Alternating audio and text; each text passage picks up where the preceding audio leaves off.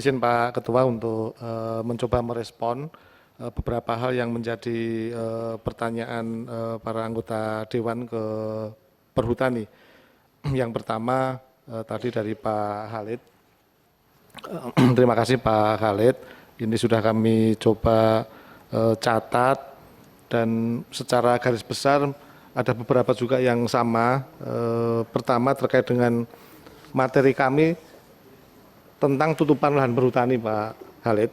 Jadi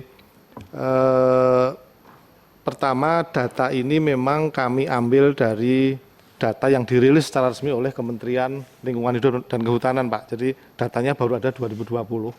Dan kami sebenarnya secara internal sudah terus-menerus setiap tahun melakukan evaluasi potensi sebenarnya dari luasan lahan yang kami terus tanam setiap tahun itu tingkat keberhasilan tanamnya seperti apa, sehingga nanti kita akan konversi ke tentang lahan terbuka dan tertutupnya. Nah Pak Khalid, lahan terbuka permanen di wilayah Perum Perhutani yang di dalamnya terdapat konflik tenurial, tadi mohon maaf Pak Ketua belum kami sampaikan, setiap tahun rata-rata kami mencatat itu hampir 100.000 hektar lahan hutan yang di dalamnya terjadi konflik. Nah kita atau perhutani tidak memiliki instrumen untuk menyelesaikan itu. Misalnya kalau terjadi pembangunan pemukiman di dalam hutan begitu, kami nggak punya tools untuk menyelesaikan itu. Nah inilah yang menyebabkan kita tidak bisa menyelesaikan.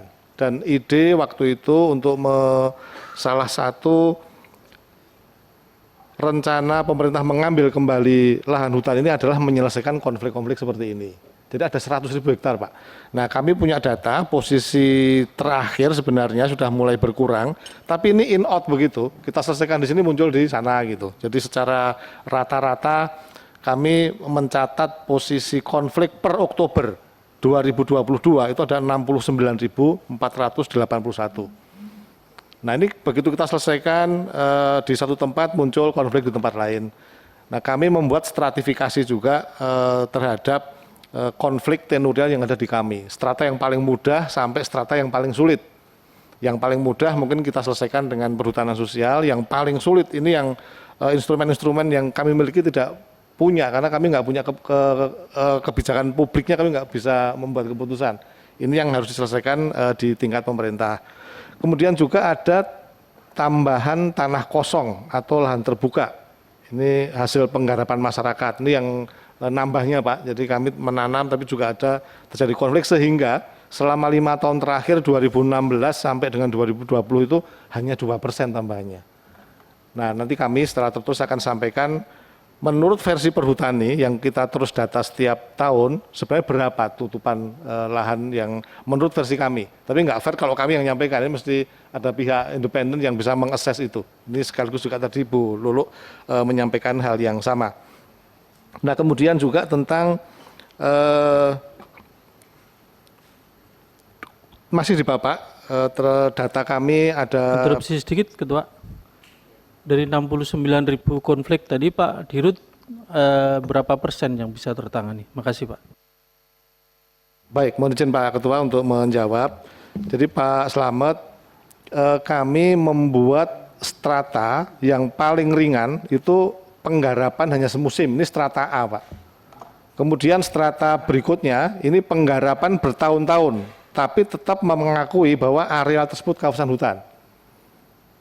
Jadi ringan yang kedua, ini kira 10% Pak jumlahnya, 10%. Kalau yang penggarapan hanya semusim ini relatif kita mudah menyelesaikannya ini. Nah kemudian yang mulai agak berat yang strata C yang ketiga, itu mereka mengklaim bahwa tanah tersebut miliknya tapi tidak punya bukti.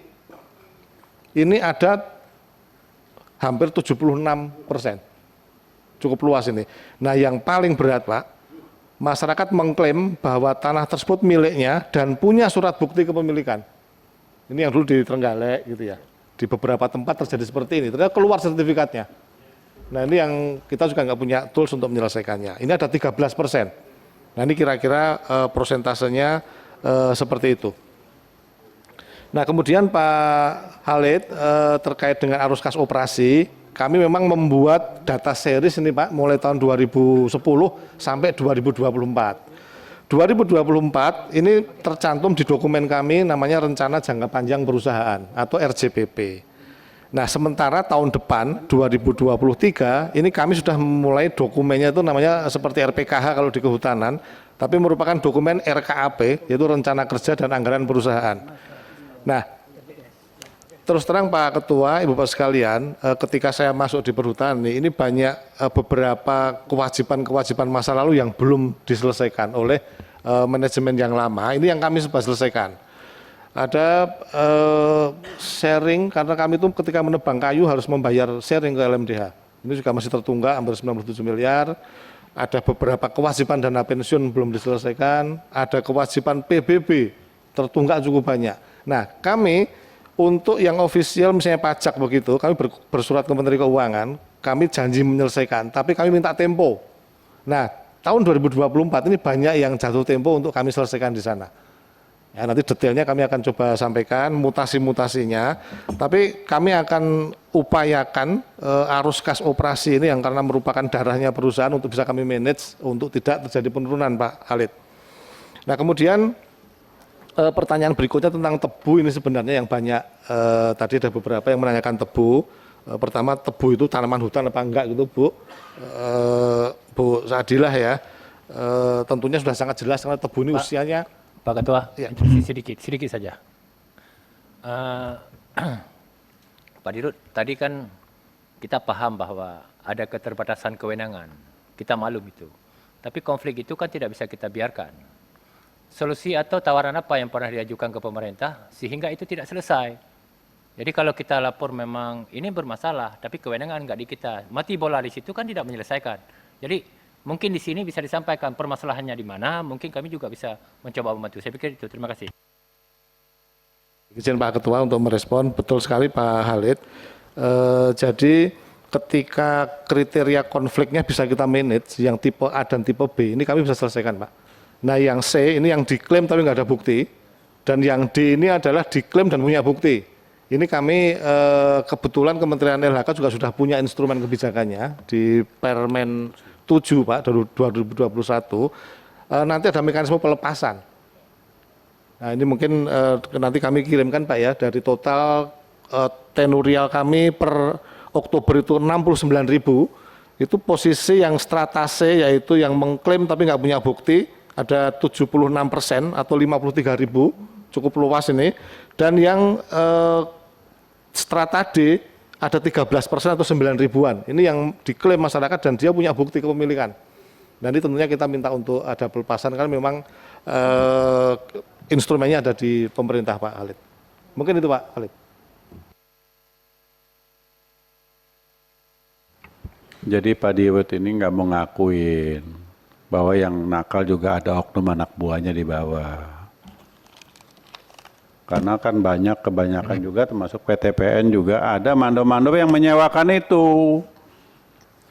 Saya pernah mengatakan juga sama Dirut, dipanggil saja rakyatnya. Bagaimana tidak boleh kita sewenang-wenang. Kamu pakai lahan ini selama 5 tahun. Pajak bumi dan bangunan kami yang menanggung, tetapi tidak boleh ada oknum yang memungut sewa. Tetapi setelah 5 tahun, Anda silakan pergi, Anda ada modal untuk beli tanah di tempat lain. Itu yang solusi paling gampang, libatkan aparat penegak hukum. Dari zaman siapa sebelum Anda? Neldi. Udah saya katakan juga. Dia bilang, wah nggak bisa ya, kata kamu nggak bisa. Ya kalau selama masih ada oknum yang nyopet di bawah, dia kan mengambil pungutan atau membagi hasil, ya nggak bakal selesai sampai kiamat pun. Itu juga terjadi pada SAS di Subang. Ya kan, dari hampir 3.000 lebih, 1.000 lebih udah digarap rakyat. Mereka setor kok. Bisa-bisa dari Pak Khalid pindah ke Pak Salim, dari Pak Salim pindah ke Pak Ansi.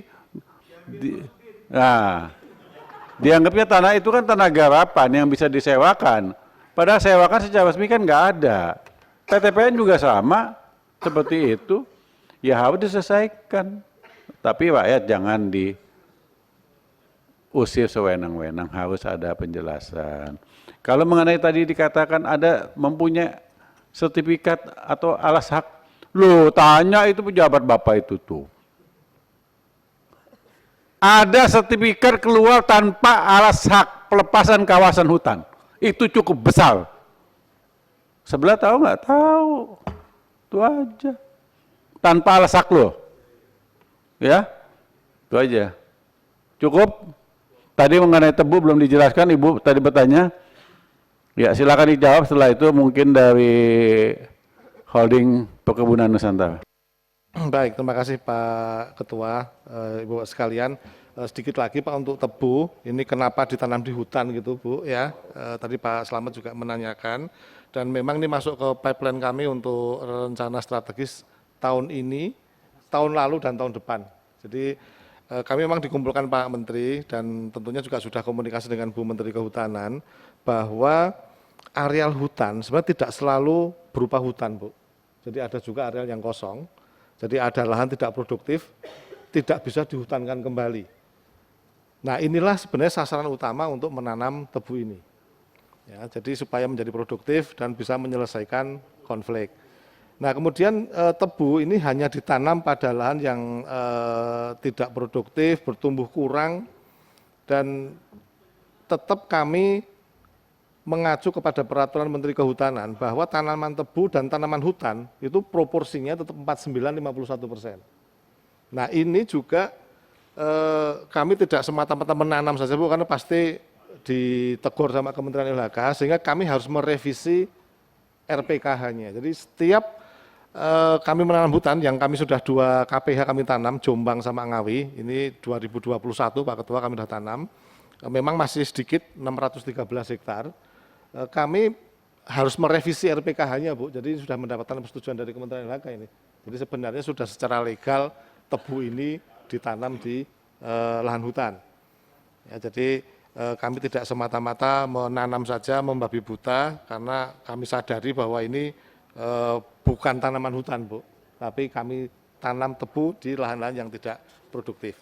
Jadi kira-kira itu untuk Bu Saadilah ya. Kemudian sebenarnya bisnis utama perhutani itu apa sih gitu, dan prospek perhutani ke depan seperti apa. Jadi kami sesuai PP 72 karena mengelola hutan, konsekuensinya kami boleh menebang pohonnya dan menyadap getah pinus Bu. Jadi 2 inilah yang menjadi kontribusi pendapatan utamanya perhutani. Hampir 95% didrive dari menebang pohon dan menyadap getah pinus. Getah pinus kami olah menjadi gondorukem, terpentin dan derivat. Ini kami jual hampir 95% ekspor ini. Pasarnya ada di China dan di India. Ini komoditi yang menjadi kontributor utama kedua kita. Sementara kayu, kami mayoritas menjual kayu log Bu. Jadi kami mensuplai kebutuhan industri mebel dalam negeri. Produksi kayu perhutani ini kira-kira kontribusi ke kayu nasional itu 1,9%. Hanya 1,9% Bu. Jadi jumlahnya 900.000 meter kubik dari total hampir 55 juta meter kubik produksi kayu nasional di Indonesia ini. Jadi kecil sekali sebenarnya. Nah, kami selalu dinarasikan kenapa sih perhutani ini mengelola 2,4 juta, tapi pendapatannya kecil Bu. Karena kami menebang pohon itu juga dijatah oleh Kementerian LHK. Setiap tahun kami hanya menebang 5.000 hektar Bu. Bayangkan yang dari 2,4 juta. Kami menebang hanya 5.000 hektar. 5.000 hektar ini asumsinya adalah pohon yang sudah masa tebang memang umurnya. Misalnya kalau jati itu 40 tahun. Jadi kalau 40 tahun, setiap tahun kami tebang 5.000, itu kalau satu siklus sebenarnya kami hanya butuh 40 tahun kali 5.000, 200.000 hektar. Ini untuk mencukupi supaya sustain bahwa setiap tahun ada pohon yang kami tebang.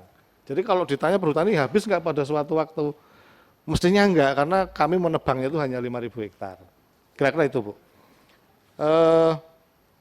Kemudian tadi juga ada pabrik sagu Bu. Pabrik sagu ini memang tahun 2016 Pak. Ini dulu ketika dibangun harusnya bersamaan dengan membangun infrastruktur bahan bakar sama energinya, Bu. Jadi PLN bangun listriknya, Pertamina membangun suplai bahan bakarnya. Ternyata perhutani ini terlalu maju bangunnya, jadi membangun duluan, infrastrukturnya belum ada. Jadi diresmikan 2016, alhamdulillah langsung mangkrak itu 2017 nya, Bu. Sampai sekarang. Dan kami sudah bersurat ke Menteri BUMN, kalau ada yang berminat dan visible kami akan lepas. Kami pernah tawarkan ke Bulog nih sebenarnya Pak Ketua, karena waktu itu Pak Buas pengen coba menjajaki untuk alternatif pangan, dan kami tawarkan kami punya pabrik sagu ini. Karena kita juga memiliki konsesi hutan sagunya itu karena 16.000 hektar. Nah ini dalam rangka penjajakan itu, Bu. Tapi memang kami terus terang tidak mampu untuk mengoperate itu, dan kami coba akan gandeng yang memang ahlinya di persaguan. Kira-kira seperti itu, Bu. Apa nggak kerjasama sama PT Jarum? PT Jarum kan sedang membuat itu. PT Jarum ya. Dia konsesinya luas, Jarum dan Gudang Garam kan punya konsesi jutaan hektar untuk sagu. Itu loh, kalau Bulog saya jamin, apalagi tadi dibangun 2016. Dulu Menteri BUMN-nya siapa? Pak Dahlan Iskan ya? Pak Dahlan Iskan, Pak. Kan, Dahlan Iskan apa Ibu Rini? masa transisi itu, Pak, karena Iya, membangunnya kalau Ibu Rini kan otaknya terlalu pintar. Kalau nggak 51% nggak mau. Swasta harus 49, dia 51, tidak berpikir. Lokasi yang dikerjasamakan itu barangnya sudah busuk semua bangkai. Contoh PT PN 9 pabrik gulanya. Ya toh, swasta mau masuk harus 51. Sedangkan untuk membangun, untuk mengisi mesin dan lain-lain minimal itu 3 triliun minimal untuk bangun pabrik gula. Yang dipakai apanya, cuma lokasinya tok. Yang mesin kan pasti dibuang, lain-lain dibuang. Conveyor mana mungkin bisa dipakai lagi. Iya toh? Ya syukurlah kalau sekarang Erick Thohir yang orang Lampung itu mengatakan bisa nego, tinggal dihitung asetnya berapa, kerjasamanya berapa. Lanjutkan. Baik, Bu, yang terakhir Bu Lulu, terkait dengan ambigu Bu Lulu, ini rasanya sih kami terus komunikasi sebenarnya Bu Lulu. Tapi namanya isi kepala orang pasti beda-beda Bu Lulu. Kami ini warganya 18.000 Bu, karyawan saya itu. 18.000 orang tentunya dia punya teman, punya saudara, punya cantolan gitu. Jadi rasanya wajar juga, tapi intinya mungkin begini Bu. Karena ini perhutani ini satunya BUMN yang bergerak di kehutanan, dan ketika pemerintah punya kebijakan, tentunya tugas kami untuk menjalankan itu. Dan saya juga sudah disuratin oleh Pak Menteri BUMN, Bu, bahwa kamu BUMN, kamu harus sesuai dengan program pemerintah. Nah, kami harus mengimplementasikan ini semua, Bu Lulu, dan tidak menutup mata. Kami terus berkomunikasi sebenarnya kebijakannya ini seperti apa sih ketika 1,1 ini mau diambil. Bagaimana eksistensi kami, bagaimana aset kami yang nanti ada di sana, bagaimana aset pohon maupun aset manusia, Bu. Karena 18.000 ini tersebar di seluruh 2,4 juta. Nah inilah sebenarnya yang terus kami komunikasikan, sehingga Kementerian LHK sebenarnya sudah cukup lengkap nih regulasi yang keluar, SK 474 dan 1013. Ini SK yang menetapkan luas kelolaan perhutani yang 1,3. Tapi lampiran petanya kami belum mendapatkan. Sehingga ketika petanya kami belum dapat, kami belum bisa ini memapping mana SDM saya yang ada di sana dan nanti harus bagaimana. Tapi satu hal yang menurut kami juga solusi yang cukup bagus, bahwa seluruh aset yang nantinya ada di KHDPK masih tetap menjadi haknya perhutani sampai 1 daur. Nah kemudian karena asetnya masih kelolaan perhutani, automatically itu masih bisa kita taruh sebagai target revenue kami, Bu. Dan karena asetnya masih di KHDPK sampai 1 daur, katakan ada jati 10 tahun, Bu, saya masih harus menjaga sampai 30 tahun. Makanya SDM kami tetap ada di sana. Jadi SDM tetap ada, asetnya tetap punya kami, sehingga ketika kami membuat perencanaan 2023, kami masih SIS, Bu. Nah, masih SIS. Nah, kemudian satu, mungkin tadi yang Pak Ketua sampaikan tentang bagaimana tim kami yang di tingkat tapak, ada praktek sewa menyewa, kami nggak menutup mata, memang kembali lagi praktek di lapangan kami terus coba akan buat menutup kesempatannya untuk itu, Pak Ketua. Saya mencoba melihat revenue-nya perhutani yang datang dari bagi hasil. Ternyata nggak banyak, Pak. hanya kisaran mungkin 15 sampai 20 miliar 1 tahun. Saya mau hapus ini, sehingga saya bisa mengumumkan kalau ada yang memungut itu pasti pungli. Nah inilah tahapan-tahapan yang kami akan selesaikan Pak Ketua, termasuk tadi saran Pak Ketua untuk membuat simulasi-simulasi menyelesaikan konflik-konflik itu. Rasanya itu Pak Ketua, nanti kami akan menjawab secara tertulis satu persatu pertanyaan-pertanyaan yang ditujukan ke kami. Terima kasih Pak Ketua. Terima kasih atas penjelasannya. Cuman dari 18.000 sekian Pak Ketua, itu, setengah menit saja ya. ke Perhutani. Saudara Dirut Perhutani, bisakah menceritakan kenapa investasi perhutani untuk mengolah porang mangkrak, bagaimana prosesnya itu sekarang ini? Kan petani lagi susah nih soal porang. Padahal perhutani pernah bikin pabrik yang cukup besar. Bisa dijelaskan 1-2 menit? Ya, jawab. Baik, izin Pak Ketua. Baik Pak Mindo. Memang saya lihat dokumen Pak, perhutani membangun pabrik porang ini di Kediri Pak. Waktu itu saya lihat juga sudah pernah beroperasi dan perhutani pernah menanam porang sendiri di Kediri. Nah, tipikal porang di Kediri ini adalah porang yang di lahan terbuka Pak, tidak seperti porang yang harusnya ditanam di sela-sela pohon jati kami. Nah, kemudian isu tentang bahan baku dan harga, kemudian kemampuan mengolah Pak, karena porang ini kan ada zat racunnya, kalau nggak benar ngolahnya jadi malah beracun ini, untuk shiratake ini. Nah, kami melihat memang Pak di pabrik yang sekarang mangkrak, kami coba tata kembali sambil menghitung Pak, radius Kediri itu berapa banyak sebenarnya petani yang nanam porang. Dan kapasitas pabrik ini berapa besar untuk bisa menampung porang ini. Nah ini yang masih belum nemu data eksaknya Pak Mindo, tapi kami mencoba membuat analisisnya. Ini kan porang harganya juga jatuh, nggak karu-karuan nih Pak. Kami juga punya demplot hampir 100 hektar menanam porang, tapi di bawah Tegaan Jati Pak, cukup bagus di Saradan itu, porangnya tumbuh dengan bagus. Sekali lagi masalah keekonomian aja Pak Mindo, ini yang menjadi tugas kami tentunya untuk bisa menghidupkan kembali apa yang sudah dibangun oleh pendahulu-pendahulu kami Pak Mindo. Mungkin ringkasnya seperti itu Pak. Ya, terima kasih. Tadi dijelaskan ada 18.000 sekian, termasuk para pejabat tingginya, termasuk juga ada perusahaan dalam perusahaan gitu kan. Ya, PTPN juga sama, perusahaan dalam perusahaan banyak. Jadi mungkin 20 tahun lalu saya jadi direktur, setelah nggak jadi bikin anak perusahaan ini juga ini, dan itu hampir semua BUMN ada seperti itu.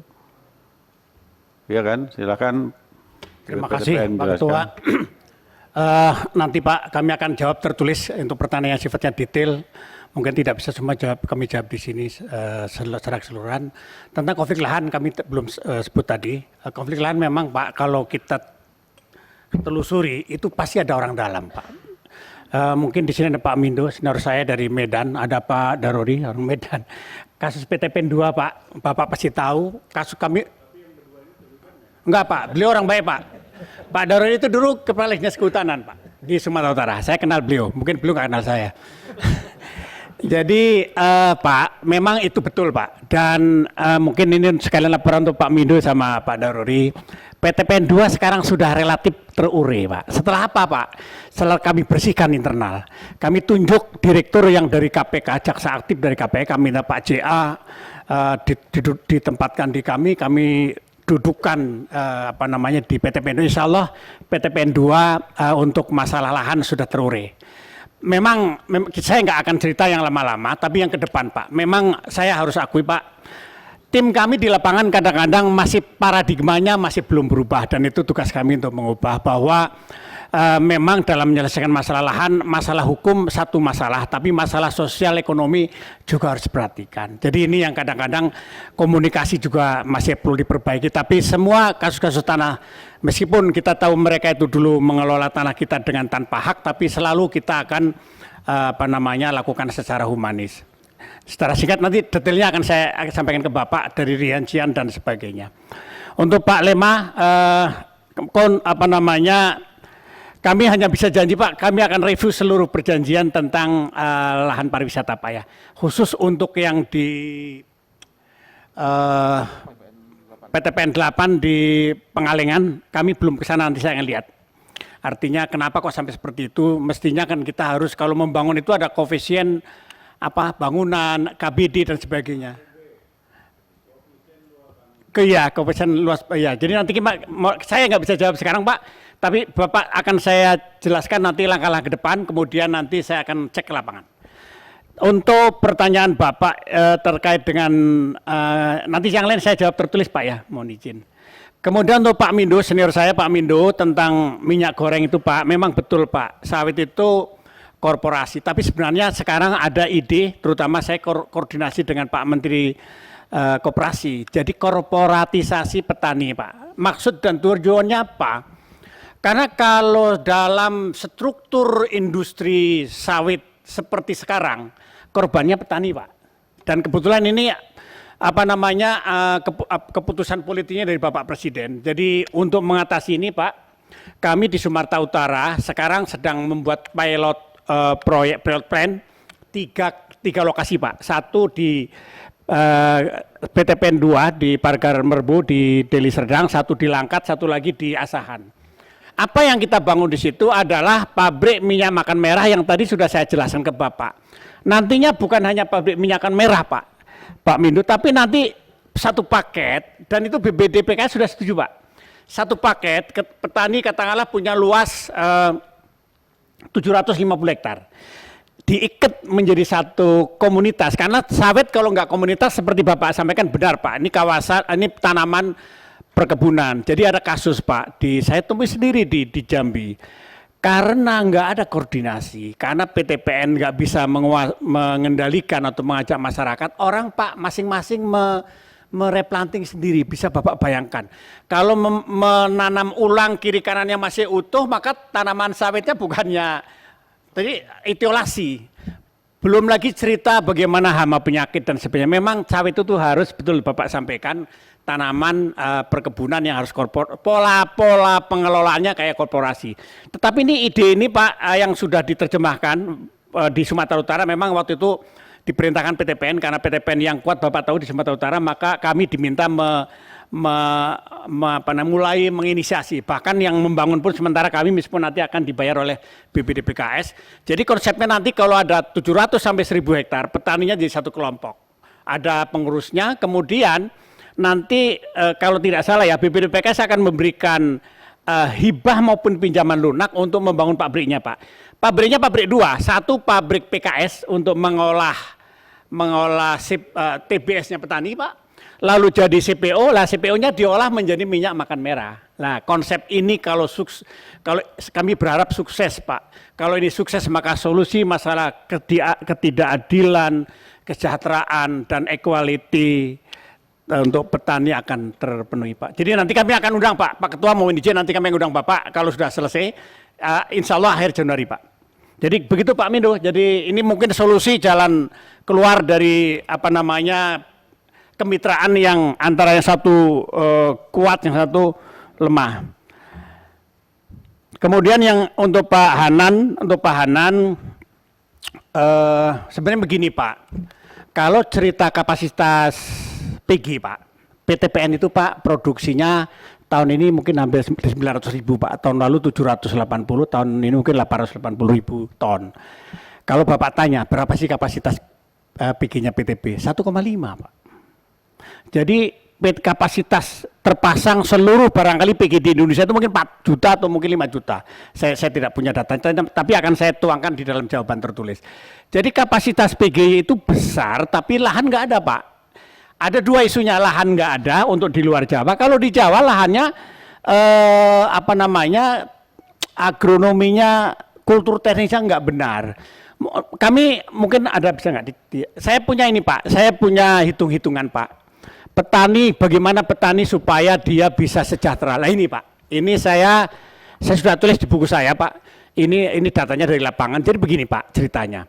Kalau petani menanam tebu, produktivitasnya seperti sekarang 5 ton, itu sisa hasil usahanya cuma 1 juta Pak. Aduh lebih rendah dari garis kemiskinan barangkali ya Pak, itu 1 hektar loh Pak. Kenapa? Kembali saya tidak nyalakan siapa saya nyalakan PTPN, karena kalau nyalakan orang lain nggak ada solusi. Kami nyalakan PTPN, karena PTPN sendiri Pak, dari 55.000 hektar, kami ada areal yang seluas 6.000, produksinya di atas 8 ton. Tapi kalau cerita secara total kami juga sama dengan petani, jadi persoalan di PTPN. Lah, ketika nanti petani bisa kita naikkan produktivitasnya menjadi 8 ton, maka sisa hasil usaha petani itu 26 juta Pak. Ini cerita tahun lalu Pak, masih harganya ini 10.500 kalau nggak salah harga gulanya. Jadi Pak, kita mengarah ke sana. Jadi kita akan mengarah ke sana, kita sedang perbaiki internalnya Pak. Nanti petani setiap bongkar ratun mungkin apakah kita kasih bibit apa. Kebetulan Pak di Kementerian BUMN itu ada, tadi saya menambahkan juga ada PMO singkatan dari Project Management Office. Jadi terkait dengan tadi Pak Lema nyatakan seperti karet Pak kopi, kemudian jagung, kemudian beras, kelapa sawit itu ada modal kerja dari program makmur, tapi memang harga komersial ya Pak. Jadi pupuk misalkan dari Pupuk Indonesia memberikan pupuk kepada petani tebu misalkan. Lalu yang bayar pupuknya nanti bank. Kemudian kalau terjadi gagal panen ada asuransi. Lah tugas PTPN itu menampung produksinya. Itu menurut informasi dari BNI itu di Jawa Timur enggak nol Bu, MPL-nya nol. Jadi itu petani enggak nakal gitu. Jadi bagus gitu. Jadi kita bagaimana sekarang isunya adalah bagaimana petani yang sudah setia kepada PTPN itu kita bangkitkan produktivitasnya. Itu pun kalau dihitung-hitung separuhnya tahun 1930. Jadi itu Pak yang akan kita lakukan untuk tebu Pak. Nanti akan kami jawab tertulis lebih detail apa langkah-langkah terutama before dan afternya. Kemudian Pak Halid, jadi Pak Halid tadi sengketa tanah sudah kami sampaikan Pak, memang rumit Pak, karena apalagi sengketa tanah itu sudah bertahun-tahun, kemudian orang dalam bermain, mohon maaf Pak, memang kita harus bersihkan diri sendiri sebelum ke orang lain. Kemudian terkait dengan tadi saya sudah jelaskan tentang PSR Pak, saya kalau tidak salah saya sudah pernah tim saya mengajukan ke Bapak, nanti kami mungkin akan minta Pak FGD dengan Komisi 4 bagaimana solusi mengatasi masalah PSR ya Pak. Saya membutuhkan dukungan Bapak, karena saya tanya BPDPKS siap kok Pak, BPDPKS siap membantu. Mungkin kalau membantu petani Pak, jadi maksud saya setelah kami dengan Bapak nanti kami ajar juga BPDPKS, cuma BPDPKS kan ada aturan main yang harus dipenuhi tentang komprahnya dan sebagainya. Kami udah diskusi Pak. Jadi mungkin kita dalam waktu dekat, mungkin awal tahun depan Pak ya, kita setelah reses barangkali kita akan saya mau undang Bapak FGD Pak ya. Bukan, jadi gini Pak, Bu, jadi gini, tadi saya sampaikan uang yang dikumpulkan oleh BPDPKS itu 100%. Tetapi yang turun kepada petani nggak sampai 10%. Pertanyaannya apa? Salah satunya permasalahannya adalah ketika untuk membantu bantuan untuk replanting itu, saya minta tadi tambah Bu, dari 30 jadi 50. Tentu nanti uangnya akan banyak ke petani. Yang kedua, kekurangannya tadi kalau bisa lah kekurangannya itu PTPN misalkan, kami yang mengadakan mungkin kalau bisa pinjaman dari BPDPKS, oke, kami yang tanggung jawab membayar sebagai avalis. Lah kalau itu bisa dilakukan, maka kita tidak perlu meminjam bank Bu. Kalau meminjam bank ada syarat ketentuan OJK yang bank pun nggak mungkin. Jadi kalau gitu kan nanti cukup kita pinjam kita sebagai borok masa nggak bisa mengembalikan. Nah itu nanti urusan kita sama petani, kita yang menagih. Kan petani sekarang kan umumnya pengelolaan dengan plasma ini kan satu manajemen. Jadi itu Pak, Bu. Nanti kita akan paparkan ketika FGD ya Pak. Nanti mohon waktu Bapak. Lanjut. Untuk Pak Halid, untuk Pak Bu Saadilah. Jadi Bu, ya saya nggak bisa menjawab Ibu dalam artian kita akan kerja lah Bu, tapi memang memalukan. Masa kita apa harus jajah kembali itu sebenarnya pernyataan satir yang saya sudah bisa Bu jawab. Sebenarnya bisa kalau mau. Jadi kalau kenapa kok dulu nggak dikerjakan kok baru sekarang ya? Saya baru 3 tahun jadi direktur Bu. Jadi kalau nanti nggak sanggup, Ibu bisa minta pertanggungjawaban saya.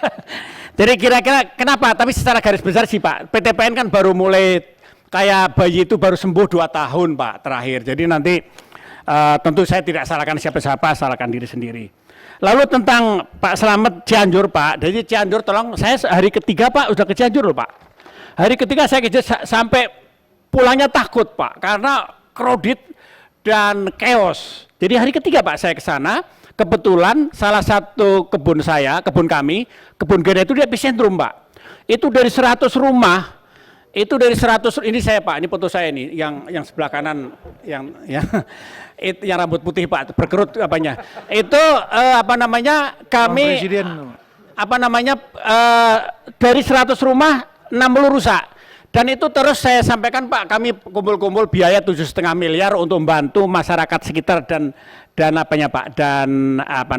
di perusahaan Pak. Jadi kami udah bukan hanya diri sendiri tapi juga masyarakat sekitar. Bahkan saya bilang kalau ada nanti bantuan untuk rumah dari pemerintah jangan terima tapi serahkan ke masyarakat. Begitu Pak Halid.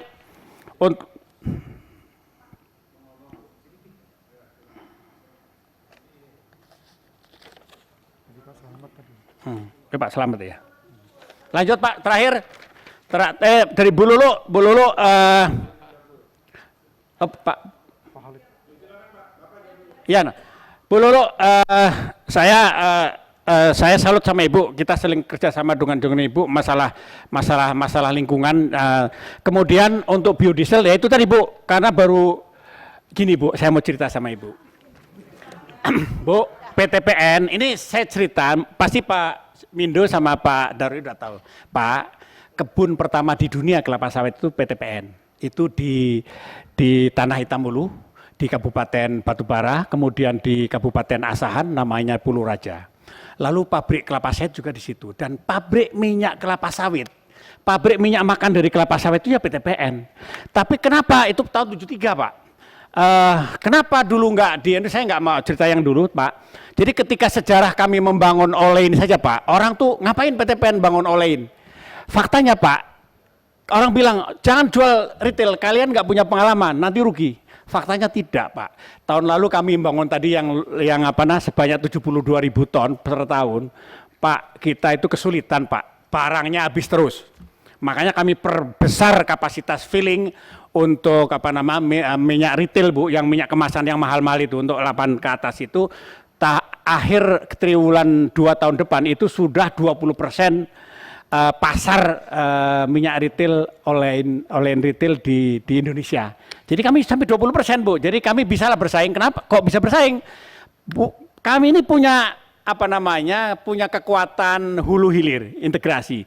Kami barangnya kelas 1, harganya kami turunkan 1.500. Kalau nanti mereka turunkan, kita turunkan juga lebih banyak lagi bisa. Tentu kami pasti lebih kuat karena kami punya CPO dan punya kebun sawitnya.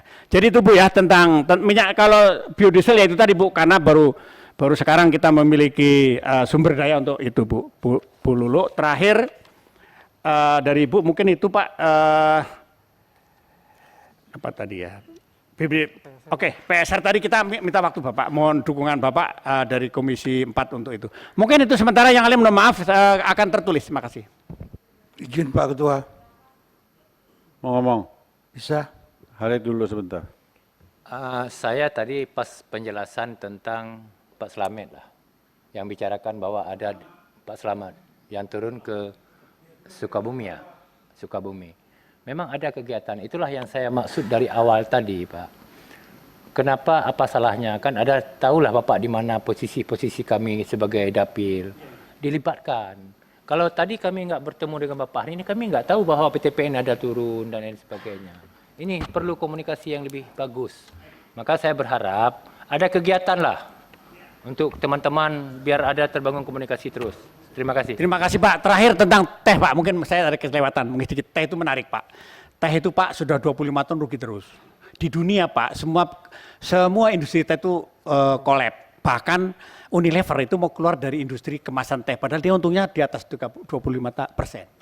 Jadi Pak, sebaliknya kopi itu pertumbuhan pasar globalnya 26% dalam 5 tahun, sementara di dalam negeri 40%. Maka kita ke depan Pak, mungkin teh itu akan, maka kolaborasi teh dengan pariwisata dan sebagainya. Cuma di pariwisatanya itu tadi offset, kita akan perbaiki supaya tidak offset. Makasih Pak. Ya Pak Salim, Sedikit Ketua. tunggu Pak Salim dulu. Iya. Oh, Salim udah daftar duluan. Baik, Sama-sama Pak. Aceh.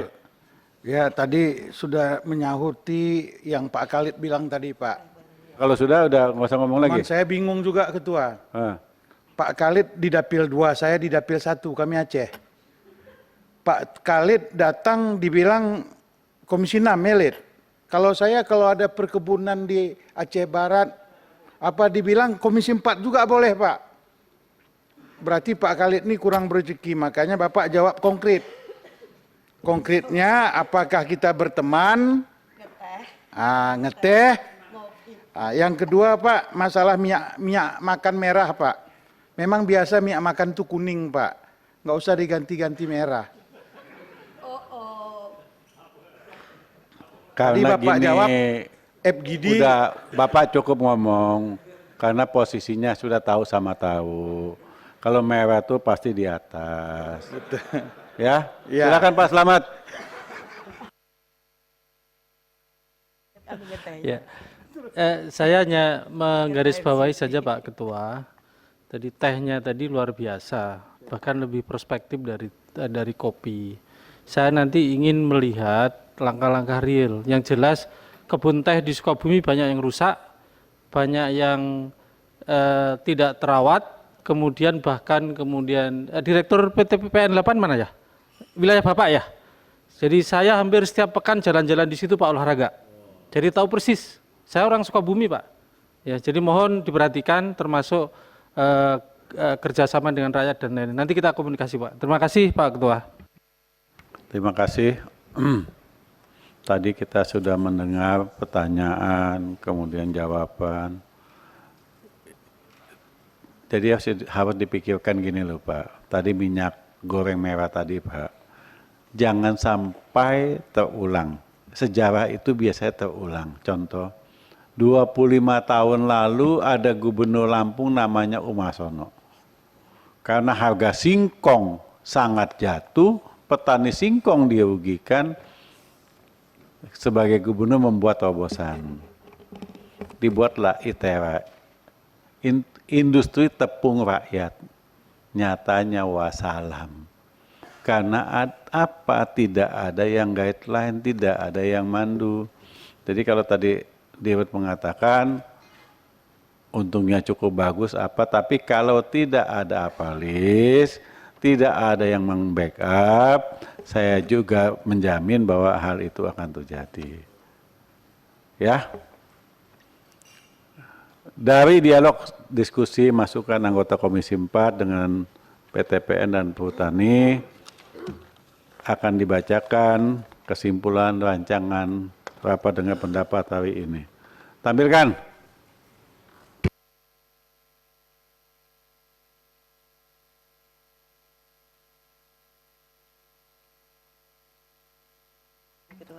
Oh iya dong, ngomong pimpinan kok. Enak datang di kita. Honornya kan dapat juga. Honor mimpin rapat gak ada Ketua. Baik, terima kasih Bapak Ibu Ketua dan para anggota yang saya hormati. Saya akan bacakan draft kesimpulan.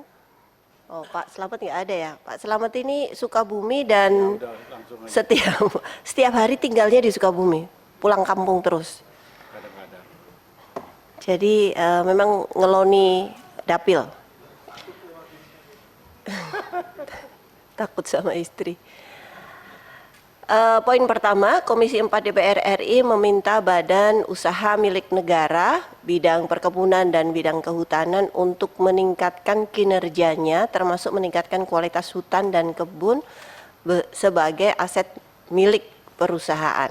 Para anggota? Pakai mic Pak, karena langsung kami rekam Pak. Setuju Pak. Setuju. Poin kedua, Komisi 4 DPR RI meminta Holding Perkebunan Nusantara PTPN 3 serta Perum Perhutani PT Inhutani 1 dan PT Inhutani 5 untuk berkolaborasi dalam program-program strategis pemerintah dalam rangka meningkatkan kesejahteraan masyarakat di dalam dan di sekitar wilayah kerja perusahaan. Para anggota? Setuju, Bu. Pemerintah? Oke. Poin 3. Komisi 4 DPR RI meminta Holding Perkebunan Nusantara PTPN 3 serta Perum Perhutani PT Inhutani 1 dan PT Inhutani 5 untuk menyelenggarakan kegiatan bimbingan teknis dan atau sosialisasi program-program berbasis kemasyarakatan dengan melibatkan Komisi 4 DPR RI. Para anggota? Izin Bu, kalau ditambahkan contohnya seperti misalkan program peremajaan rakyat, seperti misalnya Pak, ini perlu Pak, kami Pak, dukungan politis dari Bapak Ibu. Tambahan ya, iya menjelaskan. Ya tambahin aja. Itu berbeda mungkin ya. Program berbasis kemasyarakatan antara lain misalnya program peremajaan rakyat. Nah, itu kami perlu dukungan Bapak Ibu. PSR, oke. PSR aja ya.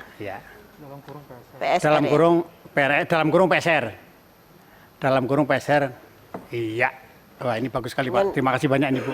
Betul tuh Bu Ketua, maksud Bapak tuh setiap bulan kita buat bintek tuh. Janganlah tiap bulan Pak. Nanti kami kena marah Pak Erik karena nggak kerja. Para anggota? Pemerintah? Mitra? Oke. Udah. Redaksinya udah cocok ya.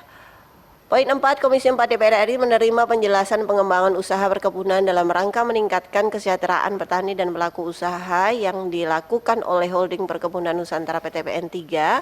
Selanjutnya, Komisi 4 DPR RI mendorong Holding Perkebunan Nusantara PTPN 3 agar dapat meningkatkan kinerja untuk menghasilkan kuantitas dan kualitas komoditas yang tinggi dalam rangka mendukung pertumbuhan perekonomian negara di sektor perkebunan dengan tetap melibatkan petani dan pelaku usaha. Para anggota?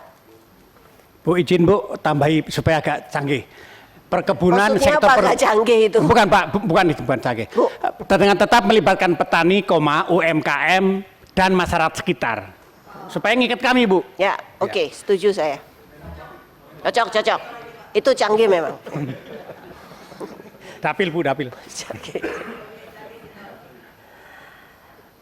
Baik, para anggota?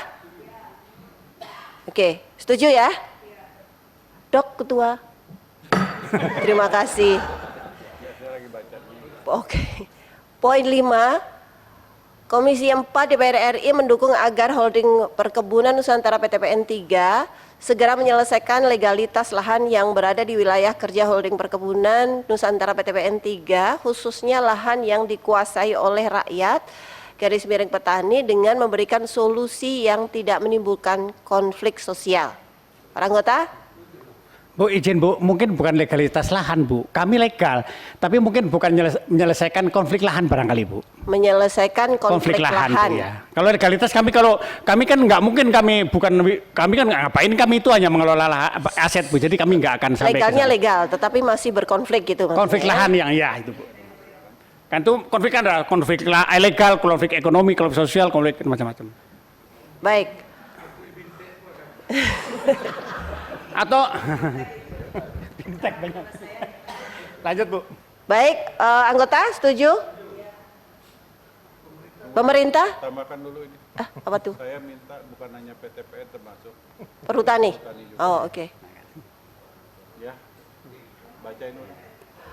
Poin 5, Komisi 4 DPR RI mendukung agar Holding Perkebunan Nusantara PTPN 3 dan Perum Perhutani segera menyelesaikan konflik lahan yang berada di wilayah kerja Holding Perkebunan Nusantara 3 dan Perum Perhutani, khususnya lahan yang dikuasai oleh rakyat dari petani dengan memberikan solusi yang tidak menimbulkan konflik sosial.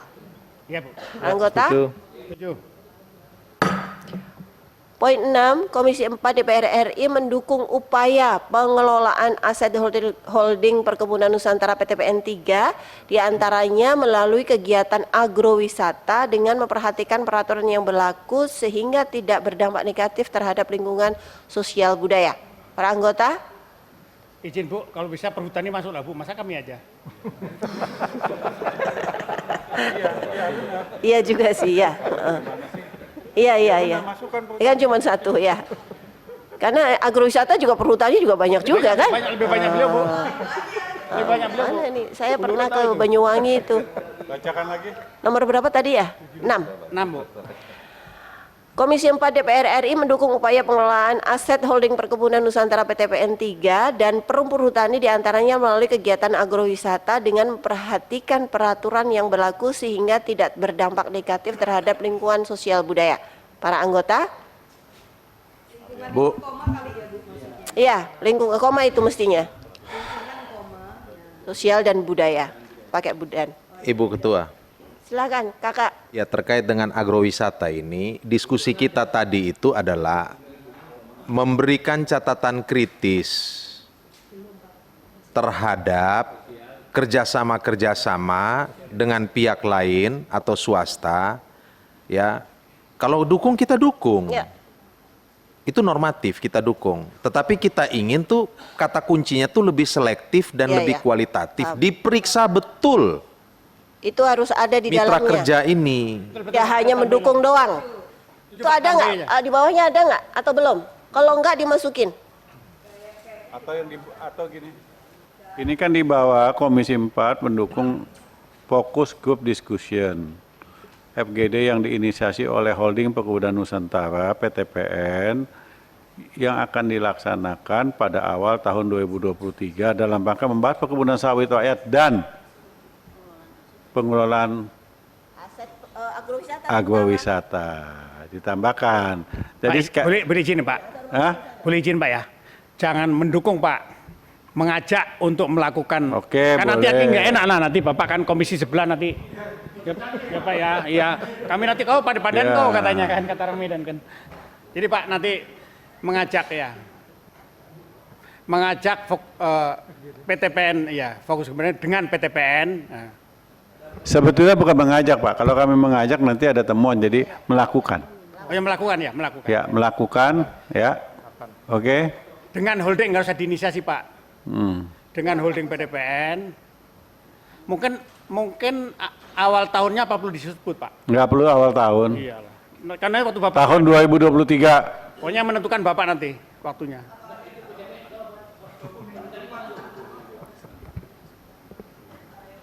Ya. Oh perhutani Pak. Perhutani nanti tersendiri dibasuh, dibikin aja. Iyalah. Kan angka 8 nggak bagus, kalau 9 lebih Oke bagus. Pak, ya cukup lah ya perhutani nanti aja. 9 dimasukkan juga FGD-nya. Abang diam. Ini lagi diketik. Yang 9. Interupsi Pak Ketua. Jangan dong. Ini kan beda kamar, beda usaha. Ini ya gimana, Bu? Singkat, Bu. Ya saya minta tadi soal areal SK 287 tadi Pak. Apa itu? Dimasukkan di dalam kesimpulan Pak. Apa SK 287? Yang lepasan 1,1 juta hektar tadi. Itu dia ini direktur tidak punya hak apapun. Yang punya hak itu LHK, Bu.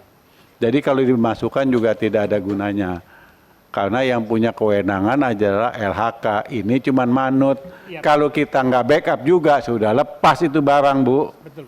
Ya, bacain lagi kesimpulan. Makanya apa tidak lebih baik kita masukkan Nggak bisa, Pak Bu. Ketua? Nggak bisa dimasukkan. Karena ini kan di bawahnya Menteri LHK.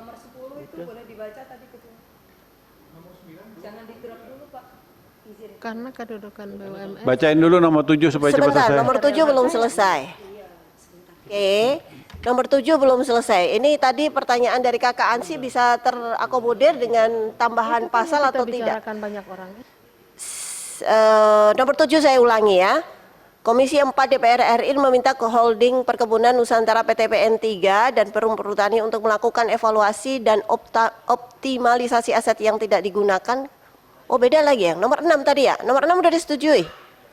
Agrowisata, Kakak Ansi. Karena nanti dia begini nanti kan ada Pak. Tunggu dulu Pak, sabar. Kecanggihan Bapak ini. Enggak, concernnya Kakak Ansi adalah mendukung itu ya jangan hanya mendukung, tetapi juga ada catatan harus jelas plannya gitu loh. Ini Setuju, yang udah setuju, ada di Bu. situ apa enggak? Gitu. Sudah ada Sudah aspek ada? lingkungan, ada aspek sosial dan Oke. aspek budaya Oke ya, bagian bawah. berarti Dok, pasal 6. Pasal 7, Komisi 4 DPR RI meminta Holding Perkebunan Nusantara PTPN 3 dan Perum Perhutani untuk melakukan evaluasi dan optimalisasi aset yang tidak digunakan karena tidak sesuai dengan peruntukannya guna mengurangi beban hutang atau kerugian sesuai dengan peraturan perundang-undangan yang berlaku serta melakukan perbaikan, pengelolaan, pengendalian manajemen secara profesional. Para anggota? Anggota? Setuju, Pak. Setuju, Pak. Poin 8, Komisi 4 DPR RI akan melakukan fokus group discussion dengan Holding Perkebunan Nusantara PTPN 3 pada tahun 2023 dalam rangka membahas perkebunan sawit rakyat dan pengelolaan agrowisata. Para anggota? Pimpinan itu sebenarnya melakukan, saya pikir ganti aja melaksanakan fokus group discussion. Melaksanakan sama melakukan apa bedanya? Lebih pas melaksanakan memang, Bu. Oke. Anggota? BUMN? Setuju, Bu. Poin 9, Komisi 4 DPR RI akan melaksanakan fokus group discussion dengan Perum Perhutani pada tahun 2003 dalam rangka membahas perkebunan sawit. Ini sama ya? Udah, sawit. belum diganti, Bu, tadi. Tebu kali, kok Copy paste copy masih, paste Bu. doang. Masih copy paste. Isinya Pak Sudi nanti yang isi. Tadi udah bisanya, Pak. Eko. Apa, Pak, isinya? Baca lagi, Bu Ketua. Komisi 4 DPR RI akan melaksanakan fokus group discussion dengan Perum Perhutani pada tahun 2023 dalam rangka pembahasan pengelolaan ekowisata. Para anggota? Itu kan sama yang nomor atas sama nggak, Bu? Beda, Bapak ini PTPN, ini Kan ini perhutani. perhutani, Oh Pak. iya, perhutani. Aku perasa saya perhutani. Mau dua-duanya. Kalau digabungkan nggak bisa, Pak. Tupoksinya beda. 9 Ya. lebih bagus ya. 9 saya yang bilang setuju, Pak. Karena kebetulan. Bu, Setuju. izin Pak, izin Pak Ketua. Ini apa tidak dibuka aja, tidak hanya ekowisata? Oh, yang lain apa? Monggo. Ini apa? Silakan mau tambahin apa? Ya. Mungkin kelestarian SDH atau apa gitu, Pak? Iya, masukkan. Ya.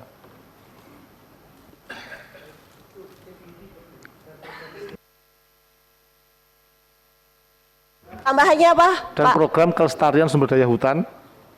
Dan program kelestarian. Dan program kelestarian sumber daya kelestarian hutan, ekowisata, pelestarian ya, pelestarian ya. Ya.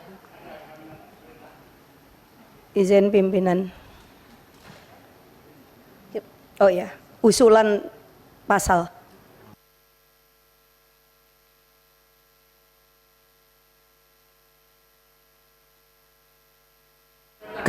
Kelestarian, dengar.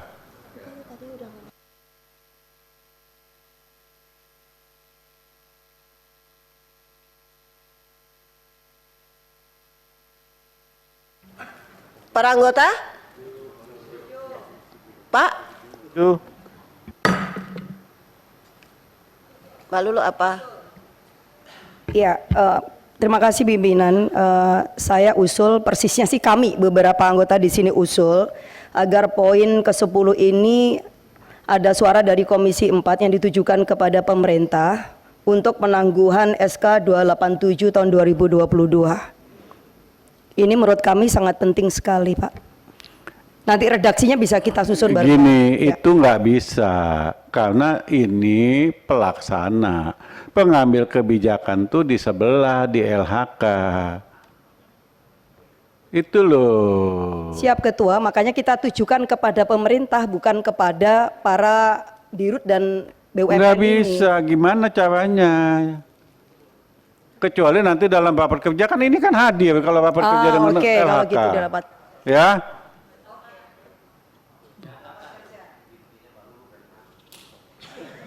Bapak dan Ibu yang kami hormati, sebelum kami menutup rapat dengan pendapat hari ini, kami persilakan salah satu direktur utama untuk menyampaikan kata penutup dalam rapat dengan pendapat hari ini. Silakan. Terima kasih pimpinan Komisi 4, Pak ya Bu. Bapak Ibu anggota Komisi 4 yang saya muliakan. Enggak, karena Bapak biasa ngasih CSR-nya cuma ke Komisi 6.